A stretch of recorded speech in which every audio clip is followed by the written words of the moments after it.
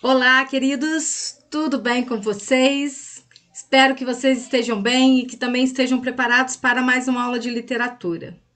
Bem, encerramos então agora a nossa segunda fase modernista.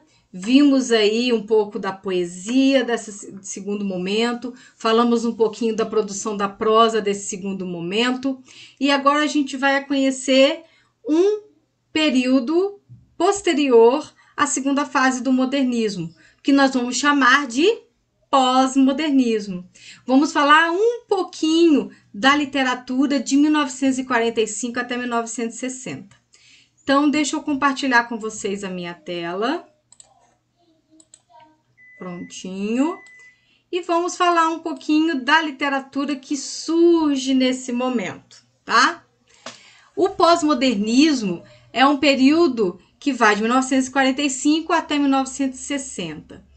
Esse período, né? Aliás, ele não vai até 1960. Esse período que nós vamos tratar é que vai até 1960, porque o pós-modernismo ele se estende até os dias atuais. Existe uma outra nomenclatura que está sendo muito usada também, que é de neorrealismo, para a literatura que nós produzimos hoje, na atualidade. Mas a gente vai focar na literatura que vai ser produzida nesse período aqui, a partir de 1945. E para a gente poder entender por quais transformações a literatura da segunda fase vai passar para poder chegar nesse pós-modernismo, a gente precisa entender um pouquinho do contexto histórico desse período. Então, a gente vai falar dele hoje, tá? E aí nós vamos conhecer, na próxima aula, um poeta importantíssimo que viveu nesse período, que vai ser o João Cabral de Melo Neto, tá bom? Então, vamos lá. O que diferencia a literatura de 45 em diante para a literatura de 1930, tá? É porque a literatura de 1945 vai passar, como eu coloquei aqui, ó, por uma metamorfose, tá? Que influencia até hoje os nossos textos atuais, tá? Até a literatura atual. Que tipo de metamorfose é essa por qual a literatura vai passar? A literatura vai passar por uma transformação em que vai se dar um foco muito maior na linguagem e na própria estrutura textual, tá? A gente já começa a perceber essa transformação de maneira ainda lenta lá nas obras de Graciliano Ramos, de Jorge Amado, quando eles estruturam as suas obras, né, as suas prosas, né, em textos desmontáveis, né? Isso já é uma tendência lá da primeira fase, mas que se consolidariza na segunda, vai ter essa consolidação, e no terceiro momento, esses padrões fixos de início, meio e fim de uma prosa vão deixar de existir. Os textos começam aonde precisam começar, em às vezes conflitos que os personagens estão vivendo, já começa no conflito do personagem, ao desenrolar daquele conflito, e às vezes não há nem o desfecho daquele conflito. Então, a literatura de 45 traz essas possibilidades de escrita, tá? E, claro, a linguagem, que vai sendo trabalhada, né? Que vem sendo transformada. Aí a gente vê isso lá na poesia. Drummond já trabalhava muito com neologismo. E aí, na geração de 45, isso vai ser muito mais ampliado. A gente vai ter a figura de João Guimarães Rosa, que daqui a pouquinho a gente vai ver, a própria Clarice, que vai trabalhar a essência da linguagem, tá? Por isso que a geração de 45 se diferencia da geração de 1930. 1930 vai caminhando lentamente para essa transformação. Em 45, essa transformação se concretiza. A literatura desenvolvida nesse período valeu-se da liberdade temática e formal da primeira fase e a superação da tendência documental da segunda fase do modernismo. Vamos explicar isso aqui. A literatura que surge a partir de 1945 não é mais uma literatura que tem esse tom de denúncia, esse tom documental que se tem na segunda fase. Quando a gente pega a obra de Graciliano Ramos, pega ali Vidas Secas, a gente tem esse tom documental, né? Essa ideia da denúncia, né? De trazer questões sociais para a literatura. Essa tendência documental, ela vai diminuindo ao longo de 1945 para frente, tá? Mas a liberdade temática e a liberdade formal que a gente vê desde a primeira fase do modernismo permanece nas literaturas de prosa, ok? Mas a gente vê que a literatura poética vai tender exatamente a uma formalidade, voltar a uma estética parnasiana, uma estética simbolista. Alguns autores vão voltar no século XIX buscar essas características. Mas a gente vai ver que um poeta se destaca nessa geração e que não vai seguir esse padrão, apesar de ter uma poesia extremamente cerebral, que é João Cabral de Melo Neto, tá? Ele tem essa poesia que é muito trabalhada, uma poesia que trabalha a estética, mas não está preso às estéticas do século XIX. A gente vai perceber isso. Por isso que ele se destaca dentro desse período e vai ser considerado, ao lado de Drummond, um dos maiores poetas do século XX, tá? Então vamos falar um pouquinho do contexto histórico que faz com que a literatura passe por essa transformação. Chegamos no ano de 1945. Quando a gente pega lá em Drummond, principalmente na segunda fase de Drummond, a gente vê que Drummond já trabalha essa questão da guerra. Lembra disso? Né? Ele faz essa poesia social voltada para as questões do contexto de guerra, da Segunda Guerra Mundial. Aqui a gente tem o fim da guerra, né? O pós-guerra. E aí a gente vê que depois desse pós-guerra, temos aí uma forma de pensar, né, diferente, porque o mundo passa por um grande trauma, novamente, porque vão ter a primeira, e depois vem essa segunda guerra que vai ser maior, as mortes, o número de mortes vai ser muito maior. Então o mundo passa por esse segundo trauma. E aí há uma necessidade de reflexão muito maior sobre o que está acontecendo. Pensar no ser humano, na fragilidade do ser humano perante a destruição. Então, depois de 1945, há essa tendência, porque a gente vai ter uma segunda guerra que vai trazer muita destruição, que vai trazer figuras, né, pessoas de muita maldade, que vão representar exatamente onde o ser humano é capaz de chegar. O ser humano é capaz de se autodestruir, né? Somos os únicos animais na Terra capazes disso. E aí, então, temos esse ano de 1945, que é o final da guerra, né? Vai marcar o início desse terceira fase do modernismo, pós-modernismo, né? O realismo, né? Porque vai trazer toda essa reflexão. Então, a gente tem o fim da Segunda Guerra, a Segunda Guerra acaba, temos a queda de Hitler, temos as explosões atômicas, temos o Holocausto, tudo isso acontecendo em 1945. Então, temos a queda dessa figura aí maléfica, né? Que fez com que milhares de pessoas seguissem os seus pensamentos, as suas ideias. Olha ele aqui e olha como ele manifestava milhares de pessoas, arrastava milhares de pessoas com as suas ideias absurdas. E a gente vê que hoje em dia essas tendências, né, neonazistas estão presentes aí de novo e que muitas pessoas seguem essas ideias de novo. É uma coisa assim que a gente não acredita, mas está acontecendo nesses dias atuais. Temos aí a destruição e a perseguição do povo judeu, e aqui são crianças no campo de concentração, né, presas, né, forçadas a trabalhos escravos, né, sendo assim jogadas ao léu, separadas de pais, de mães, né, mortas. Então essa imagem é muito chocante. Olha aqui, né, separadas por arame farpado. Aqui temos imagens do campo de concentração, aí são judeus, olha como é que eles ficavam, a situação, né?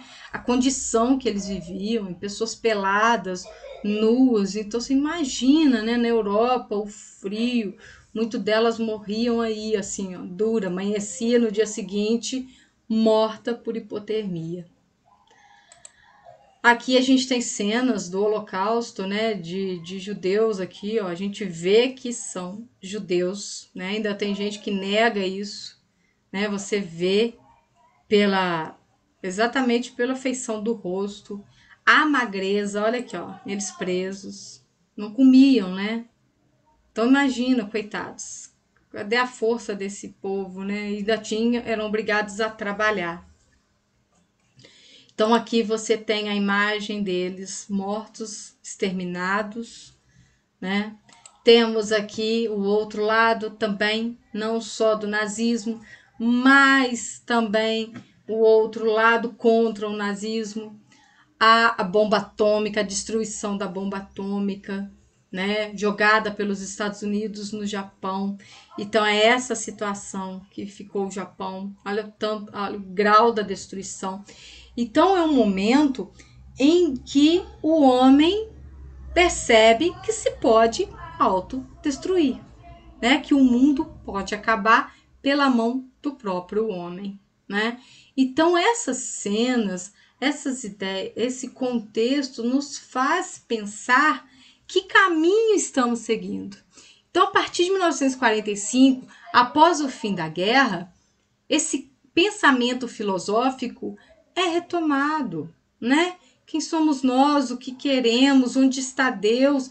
Isso já vinha acontecendo no segundo momento da literatura, não só brasileira, mas mundial, e isso vai ganhando mais corpo a partir de 1945, em que nós vamos ter exatamente, né, pensando na literatura brasileira, esse abandono documental, regionalista, para uma literatura mais filosófica, que vai tratar desse cenário que nós estamos vendo.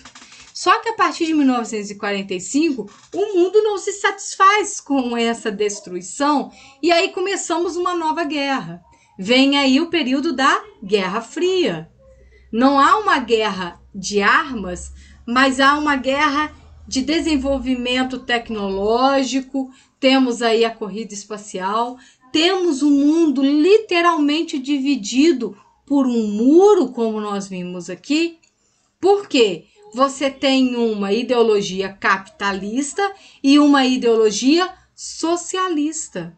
E o mundo entra nessa disputa. Só que aqui você não tem o choque, né, de exércitos, o embate com armas, mas armas poderosíssimas estão sendo criadas aqui, armas poderosíssimas estão sendo criadas aqui, né? Você tem ditaduras sendo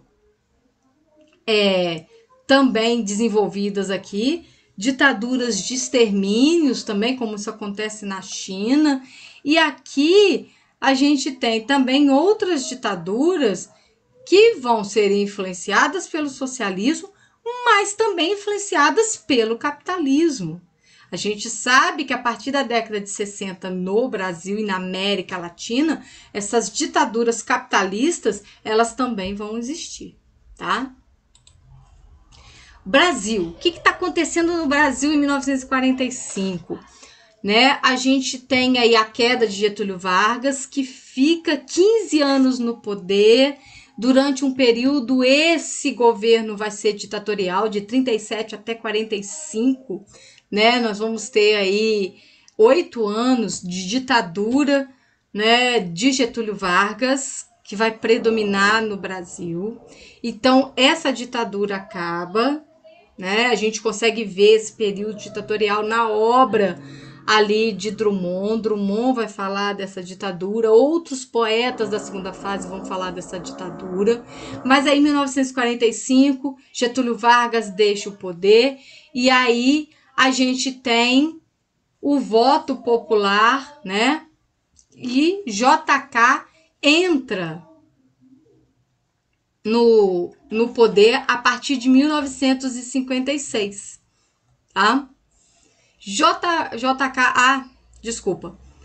Getúlio Vargas vai voltar ao poder em 1950, né? Ele fica 5 anos afastado da presidência, mas em 1954 ele suicida e por motivos históricos que vocês vão estudar e vão ver na história, tá? Em 1955 temos Juscelino 56, temos Juscelino Kubitschek, que assume o poder, e essa ideia de avanços, né? O Brasil precisa avançar, o Brasil precisa de se desenvolver, 50 anos em 5. Então, você tem todo um processo de desenvolvimento, de industrialização que vai ocorrer no Brasil nesse momento. Então, de uma certa maneira, o Brasil tá vivendo um momento de euforia, tá? Mas que todo momento é amedrontado por toda essa situação contextual mundial, tá? E aí, então, esse é o cenário no Brasil da história, contexto histórico. E aí, claro que tudo isso, gente, vai influenciar na produção de uma nova literatura. Por isso, abandonar essa literatura social, mas a gente vai ver que há um abandono parcial, tá? João Cabral de Melo Neto não abandona por completo essa ideia, essa ideologia social. A gente vai ver que tem obras de João Cabral de Melo Neto que vão sim continuar denunciando, que vão mostrar ainda as questões no Brasil, né? As questões sociais, principalmente do Nordeste, porque ele era nordestino. Então ele ainda vai ter essa pincelada, ele vai continuar trazendo algumas questões sociais, sim. Mas o foco maior da sua poesia é nesse novo desenvolvimento que a literatura traz, né? De focar na estrutura do texto, de trabalhar as possibilidades que um texto pode trazer, que a estrutura pode trazer e, claro, trabalhar a linguagem, tá? Então a gente vai ver essas características. Vamos ver na prosa, uma prosa muito filosófica, uma literatura voltada para a reflexão de tudo isso que está acontecendo, mas não uma reflexão social, uma reflexão mais íntima. A gente vê que tem uma poesia, uma prosa, né? Romances em que o personagem vai voltar para si, vai refletir esse mundo que ele vive e vai refletir os seus próprios sentimentos, os seus próprios medos, os seus próprios egoísmos. Então a gente tem uma literatura bem introspectiva nesse período, tá? Então, quais são as características gerais que nós vamos ver na literatura de 1945 até 1960? Período marcado pela valorização do que é acentuadamente literário, como eu disse, a palavra e o texto. A ideia aqui é explorar as possibilidades de significação de uma palavra, explorar o máximo como a gente pode pensar a nossa vida e como a gente pode pensar os nossos sentimentos, como falar dos nossos sentimentos. Como falar dos nossos pensamentos se a linguagem não dá conta de tudo? Então, como usar a linguagem ao nosso favor para expressar aquilo que a gente sente, que a gente pensa, tá? Então, a terceira geração, ela se volta para isso. Ou melhor, A literatura pós-modernista se volta para isso. E o texto, né, explorar essa ideia. Preciso realmente ter começo, meio e fim nas histórias para que as pessoas entendam o que eu quero passar? A gente vê que não é necessário. A reinvenção do código linguístico, porque há uma grande exploração da linguagem, como eu acabei de dizer, e aí a gente tem a figura de Guimarães Rosa criando novas palavras, explorando os neologismos. João Cabral de Melo Neto também vai fazer isso. E a Clarice explorando das metáforas e das metonímias possíveis para explorar os sentimentos, para explorar os pensamentos dos seus personagens. A literatura aqui na prosa, ela é marcada pelo universalismo.